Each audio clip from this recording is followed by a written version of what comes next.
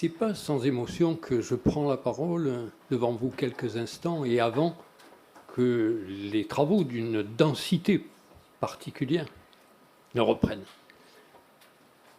C'est parce que si l'on pouvait remonter le temps, je crois que je m'arrêterai dans les années 90.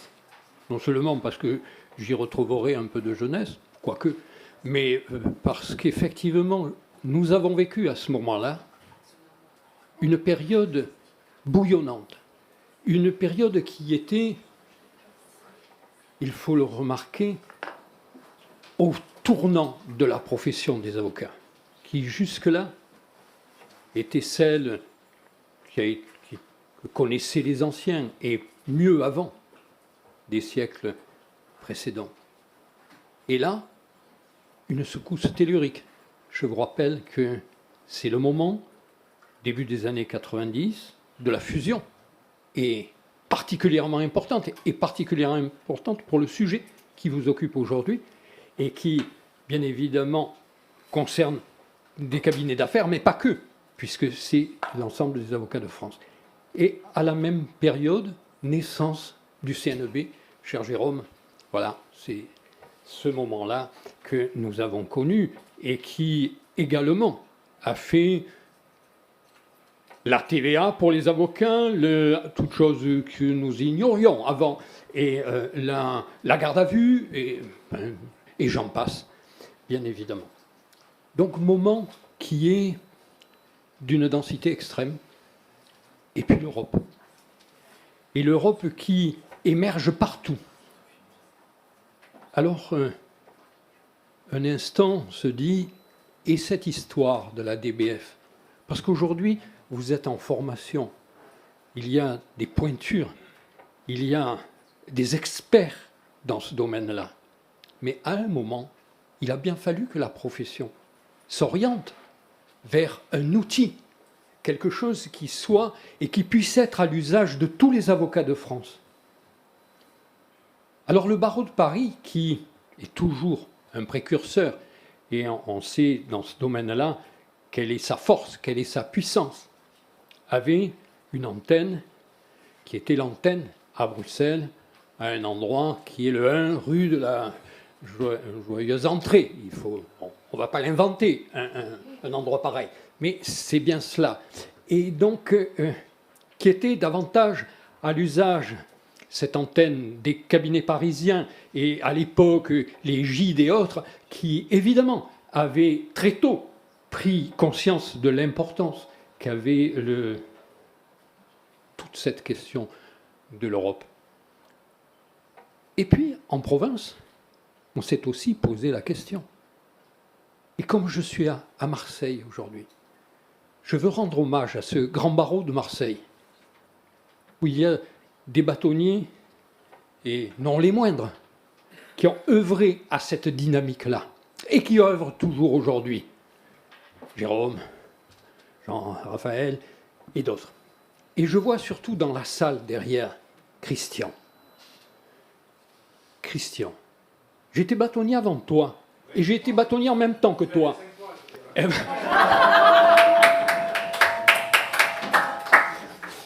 C'est difficile de parler, effectivement, lorsque tu me répliques de cette manière-là. Mais tu prenais la suite, si ma mémoire est bonne, de Molko, qui était de l'ancienne profession, mais qui, donc, c'est toi qui es le premier bâtonnier de Marseille de la profession avec la fusion.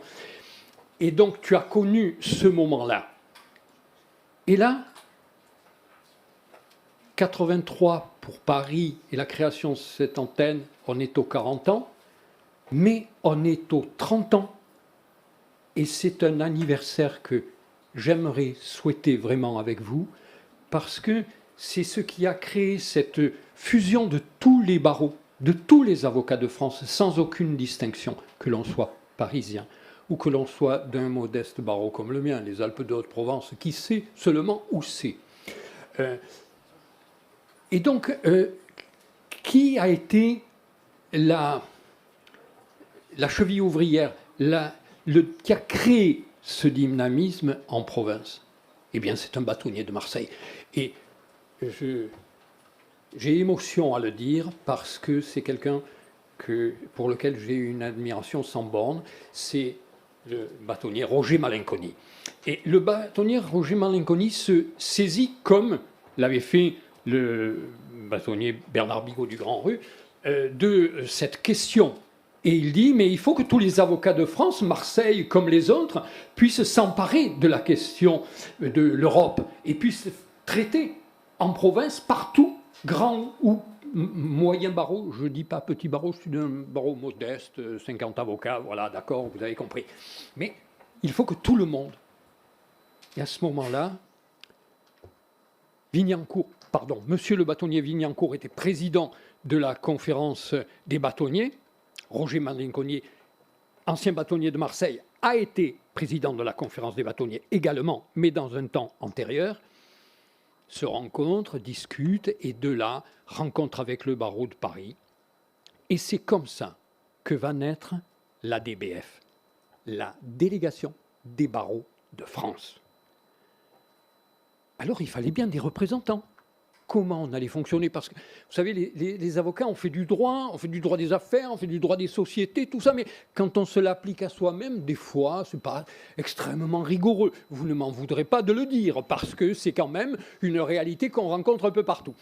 Eh bien, on est dans une structure qui l'est sans véritablement l'être, et dans lequel il faut des représentants. Quels représentants? Eh bien, à la conférence des bâtonniers, on en discute, et il faut des volontaires, enfin il faut des personnes qui y voient un intérêt, y voient même une passion. Et là, bien sûr, derrière le panache de Roger, 3 autres qui sont, eh bien, je vais les citer, c'est Schreckenberg, le bâtonnier Schreckenberg de Strasbourg. Quand je dis Schreckenberg, c'est le père. Il n'est plus de ce monde.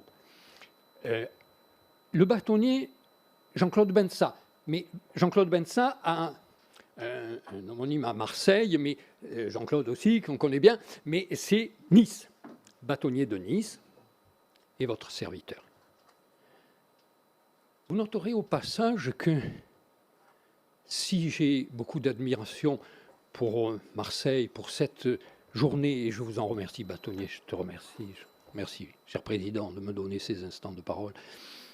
Et donc, et Jérôme également, je t'y associe, il faut constater qu'un Strasbourgeois, c'est parfait, puisque dans la zone et la nébuleuse de l'Europe, c'est parfait.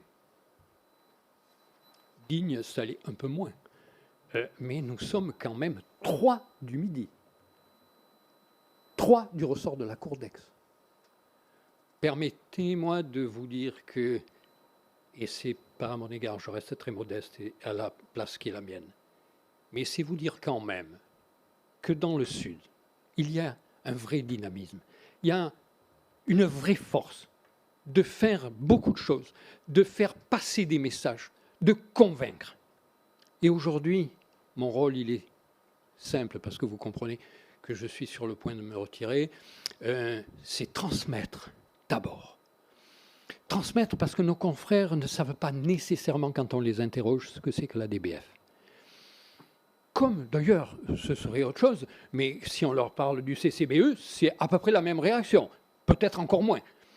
Parce que la DBF, il y a le bel observateur de Bruxelles qui est là et qui est distribué. Mais dans nos écoles, il faut nécessairement qu'à ce stade-là, nos jeunes futurs confrères soient formés. C'est indispensable. Et bientôt, on se rend compte que finalement, les confrères ont plus de réactions à essayer d'utiliser la QPC que d'aller et de rechercher fondamentalement dans les dossiers la question de l'Europe. Eh bien, c'est comme ça. La société évolue, elle change. Et c'est en vous rappelant cet épisode qui est celui de la création de la DBF, dans laquelle j'ai eu l'honneur d'être d'abord membre, et puis après, comme il fallait adopter quand même une structure qui soit une structure juridique, qui soit celle qui est encore, Monsieur le Président, vous me confirmerez, celle d'aujourd'hui, c'est-à-dire une société de droit belge qui donc a adopté des statuts. Et j'ai été donc, je faisais partie des 4 administrateurs province de la DBF, et j'y suis resté pendant une dizaine d'années avec un président, bien évidemment, vous le comprenez, d'une importance qui était supérieure, c'est le président Bernard Bigot du Grand Rue, même si les choses pour nous n'étaient pas toujours aussi simples que ce que l'on peut imaginer, mais par l'immense respect que j'ai pour nos institutions et pour ceux qui y sont à la tête, je dirais que nous avions, nous, un programme, on avait des idées que l'on voulait mettre pour les avocats de France, tout le monde, et ça ne correspondait peut-être pas de la même manière au président qui était le président de l'ensemble, bien sûr, puisque c'était de la DBF, mais avec des préoccupations qui, celles du barreau de Paris, quand même totalement distinctes, et vous le comprenez bien, de nos exigences ou de ce que l'on souhaite en province. Voilà comment les choses se sont passées jusqu'au jour où il y a eu autre chose, c'est-à-dire qu'on est passé à un conseil d'administration où nos 3 institutions sont rentrés et sont les associés administrateurs. Voilà comment l'histoire, je vous la cède parce que vous la transmettrez. Et vous saurez que Marseille, le Sud, a joué un rôle primordial dans la constitution de la DBF et de cette belle machine, cet outil, ce couteau suisse avec des lames aiguisées qui sont dans les 3 domaines ou 4 si on prend l'observateur, mais qui était déjà la définition de ce que nous avions donné et de ce que nous voulions pour les avocats de France, c'est-à-dire à la fois bien évidemment la représentation auprès de la commission, mais essentiellement la formation, et puis également tout ce qui peut être la consultation que l'on pouvait faire auprès de la DBF, qui a toujours répondu d'une façon exceptionnelle à nos attentes. Et je remercie et je félicite bien évidemment toute la DBF dans l'ensemble de son personnel pour tout ce que vous avez toujours fait, même si je ne suis plus en ce moment à suivre tous les travaux, parce que c'est normal, les pages on les tourne, eh bien je constate et je vois aujourd'hui comme hier la qualité immense des travaux qui sont réalisés par la DBF. Je vous dis, pas rendez-vous sur la place des grands hommes, mais je vous donne rendez-vous à la prochaine réunion, enfin, dans moins de 10 ans. Merci de m'avoir entendu.